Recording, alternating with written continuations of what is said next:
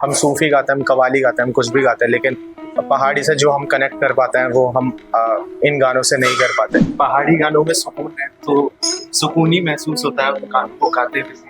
गानों में कुछ ना कुछ प्रयास करके बस सुकून। तो हमारा मेन मोटिव यही होता है कि हम ये चीज़ों को अपने आगे बढ़ाएं और आज की जनरेशन को मतलब इसके बारे में बताएं। नमस्कार, मैं हूं आद्रिका और स्वागत करती हूं आप सभी का न्यूज हेल्पलाइन में। आज हम मौजूद हैं चांद साज एट लाइव इवेंट में, जहां पे हमारे साथ मौजूद हैं उत्तराखंड के कुछ ऐसे कलाकार जो अपनी लोक धुनों से इस संगीत को और भी खास बना देंगे। आप उत्तराखंड के किस जगह से आए हैं और वहाँ के पहाड़ी संगीतों के बारे में कुछ अपने दर्शकों को बताइए।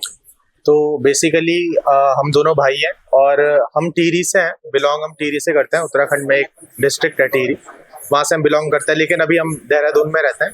तो हम लोग देहरादून से ही आते हैं और वहीं जो है अपना आगे का जितना भी कार्य है, अपना प्रोफेशन है, उसको आगे बढ़ा रहे हैं। आज के लोक धुनों में, आज के मॉडर्न जमाने में आप लोग संस्कृति के बारे में क्या समझते हैं कि कैसे वो आगे बढ़ सकता है और आज के मॉडर्न सोसाइटी में? हमारा जो अस्तित्व है वो हमारी संस्कृति से ही आता है, चाहे जिस भी जगह से हो। तो मुझे ऐसा लगता है कि हमको वो जो संस्कृति है वो भूलनी नहीं चाहिए। हमको जितना हम कोशिश कर सकते हैं, चाहे वो किसी भी जगह से हो, ऑल ओवर इंडिया, आपको अपनी संस्कृति को आगे बढ़ाना चाहिए। उत्तराखंड में पहाड़ी संगीत अपने में एक नई कहानी कहता है, तो उसके बारे में आप क्या कहना चाहते हैं? सभी को तो नमस्कार, मेरा नाम अजय है और मैं हमारा उत्तराखंड से बिलोंग करता हूँ।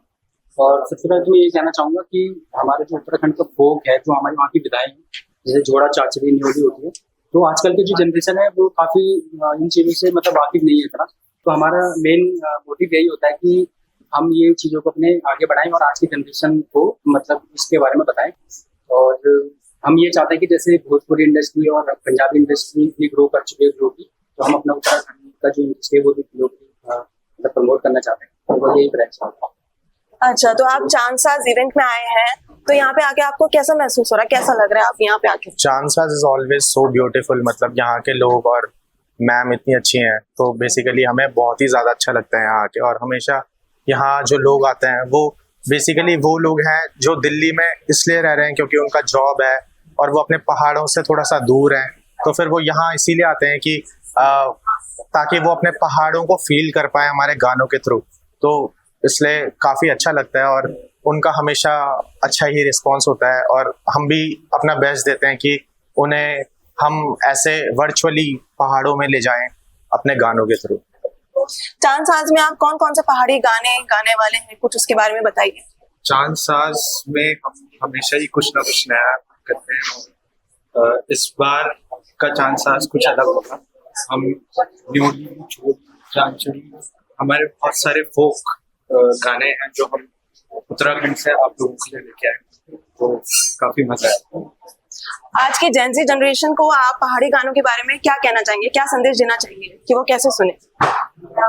आज की जनरेशन को तो ये बताना चाहूँगा कि पहले तो अपने रूट जो हमारे रूट हैं और हमारी जो संस्कृति है उनसे जुड़े रहे। और हम विदेश में जाते हैं अपने मतलब नौकरी के लिए या फिर पढ़ाई के लिए जाते हैं, तो अपनी जो संस्कृति है उसको भूलने चाहिए। और गाने जो हमारे उत्तराखंड के हैं, काफ़ी फोक सिंगर हैं, उनको सुने और अपने मतलब उत्तराखंड के जो कल्चर है उसको भूलें ना और प्रमोट करें आगे। अच्छा, तो मैं आप तीनों से एक क्वेश्चन पूछना चाहूंगी कि आप ये लोक संगीत कब से गा रहे हैं और कैसा महसूस होता है आप जब ये गाना गाते हैं आज की जनरेशन में, और उसके बारे में कुछ बताइए। पहाड़ी गानों में सुकून है, तो सुकून ही महसूस होता है उन गानों को गाते हुए। गानों में कुछ ना कुछ प्रयास करके बस सुकून, वो सुकून ही सबको चाहिए। हाँ जी, तो बेसिकली पहाड़ी गानों से ऑब्वियसली हम पहाड़ी हैं तो हमें तो बहुत ज़्यादा लगाव है ही अपने पहाड़ों से। तो मतलब बहुत ही अच्छा लगता है जब भी हम अपने पहाड़ी गाने गाते हैं। और पहाड़ी गानों से हमें ऐसा लगता है कि हम अपनी रूट्स को भी मतलब सेव तो कर ही रहे हैं, लेकिन मतलब एक अंदर से सुकून आता है जब भी हम हिंदी भी गाते हैं, हम सूफी गाते हैं, हम कव्वाली गाते हैं, हम कुछ भी गाते हैं, लेकिन पहाड़ी से जो हम कनेक्ट कर पाते हैं वो हम इन गानों से नहीं कर पाते। और वही चीज़ आप किसी भी स्टेट में जाएंगे तो वहाँ आप देखना कि लास्ट में चाहे वो बंदा कोई भी स्टेट का हो, पंजाब का हो, हरियाणा का हो, या फिर गुजरात, बॉम्बे, कहीं का भी हो, महाराष्ट्र कहीं का भी हो, लेकिन उसे लास्ट में जो है अपने अपने जो जैसे अपनी संस्कृति वाले जो अपने स्टेट के गाने हैं उसे लास्ट में वही पसंद आएंगे। नोएडा की पब्लिक कैसे आप लोगों की गाने को enjoy करती है? आप जब यहाँ पे नोएडा की पब्लिक तो हमेशा बहुत ही ज्यादा इंसेन है, और यहाँ के मतलब जो पहाड़ी लोग यहाँ हैं, तो बेसिकली मैंने अभी बताया भी था कि वो लोग यहाँ इसीलिए हैं जॉब के वजह से, क्योंकि हमारे पहाड़ में भी इतना ज्यादा एम्प्लॉयमेंट का है नहीं।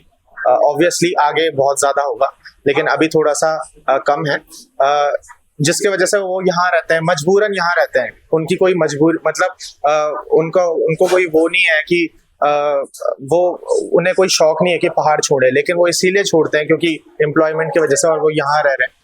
तो उससे जो है जब हम उन्हें गाना सुनाते हैं या फिर पहाड़ी गाने उनके सामने बजते हैं, तो उन्हें बहुत ही अच्छा फील होता है और उन्हें ऐसा लगता है कि हम पहाड़ों में पहुंच गए। तो वही चीज। ये थे हमारे साथ कुछ उत्तराखंड के कलाकार जो अपनी मिट्टी से जुड़े हुए हैं और उन्होंने अपनी मिट्टी को दुनिया भर में फैला रखा है। तो इसी के साथ जुड़े रहिए न्यूज़ हेल्पलाइन से। मैं आपके साथ आद्रिका।